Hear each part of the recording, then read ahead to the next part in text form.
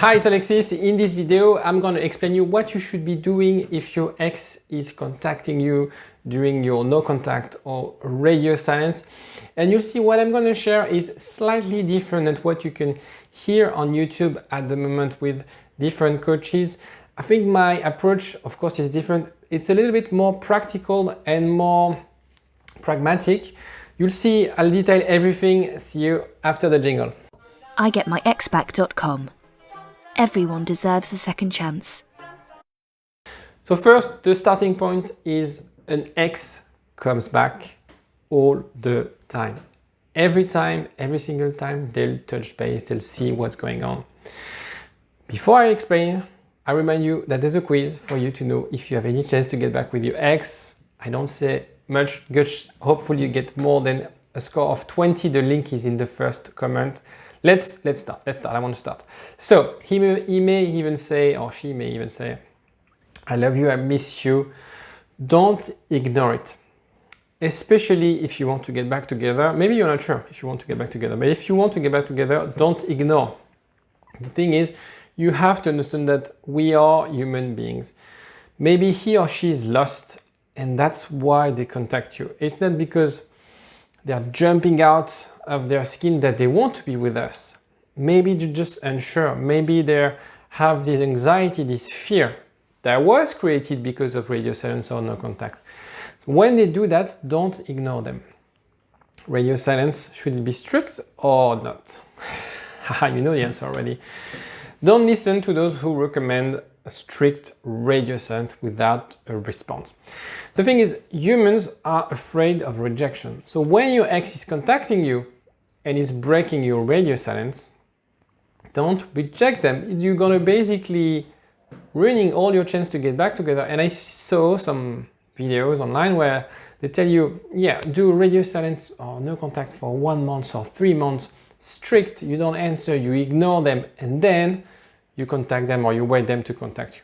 The thing is, it could work. I'm not saying it doesn't work, but it's risky because you might be actually rejecting your ex at the time they are actually ready and making the effort to get back with you. The thing is, you should not initiate contact. That's the whole point of no contact and radio silence.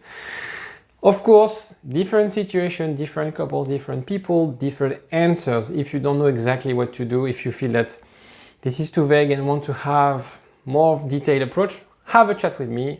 I don't bite. I put some slots in my diary. Discovery called 15 minutes. I have about 10 slots each week. They're all fully booked 1 week in advance. So have a look in my to book it in my diary. The link is in the description.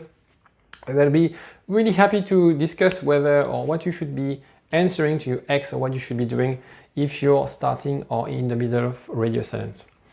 Third, your ex needs time and reflection. That's the whole point. And you also need time and reflection. In this reflection, will go through all the states. So the lack, the missing out, the boredom, the desire, and it sort of loops.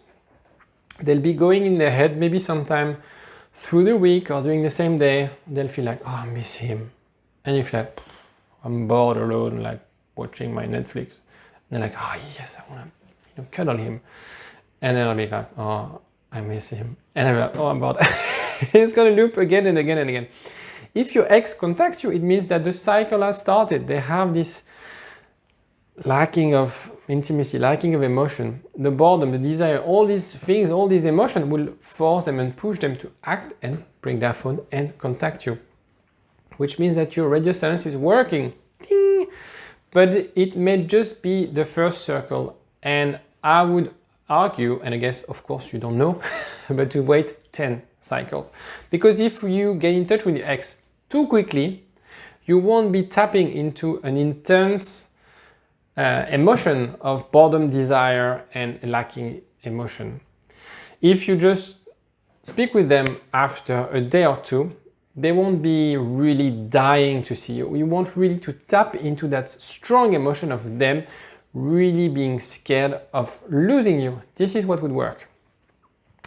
Be welcoming and supportive. Your ex must make the effort to come back as we discussed, but it is a test and could be a temporary desire. So you must answer gently and follow the movement. Follow is a really important word.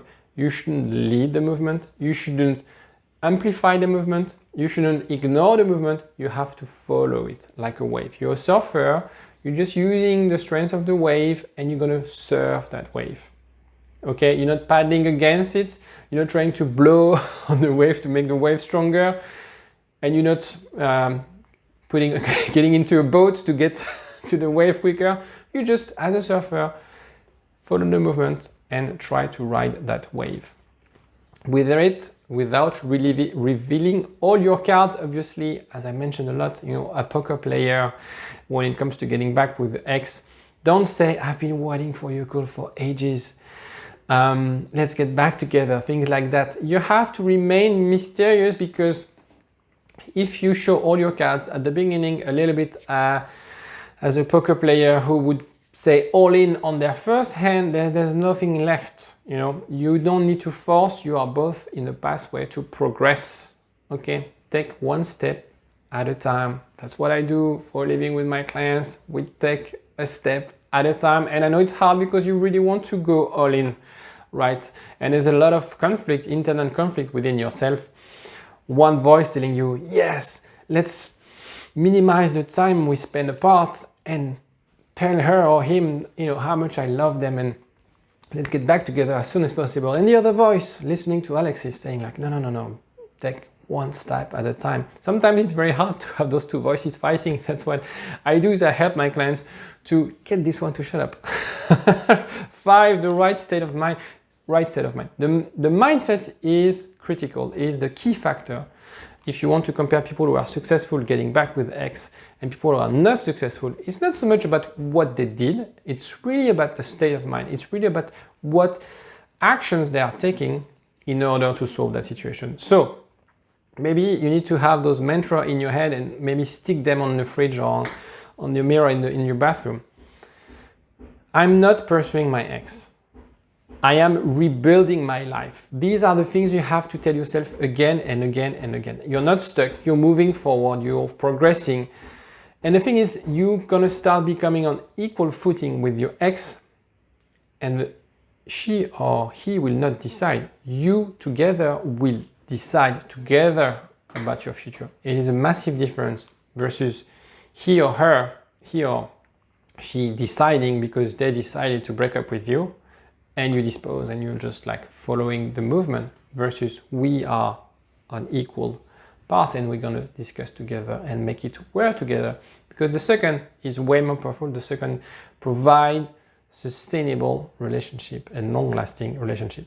So you're polite, you don't burn down his recontact effort. Obviously, if he or she disappears, don't get angry.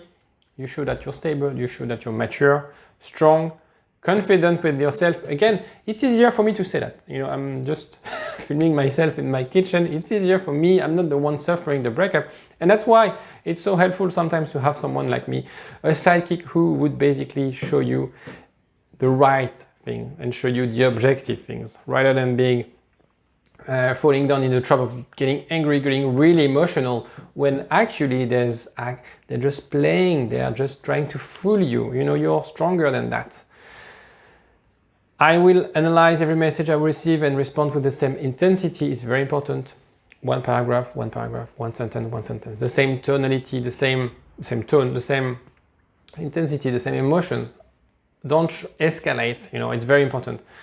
I don't make movies, I don't make plans, don't make paranoia. Again, sometimes we have these voices in our head. We see things, we are assuming things, we are interpreting things, we are describing things. Again, life is sometimes easier than it's think. Don't show too much, prefer to hide the good thing. And of course, as you know, if you like the video, don't forget to click on the like button and subscribe to the channel. We are growing and I'd love for you to be part of it. And I'll see you next time. Bye.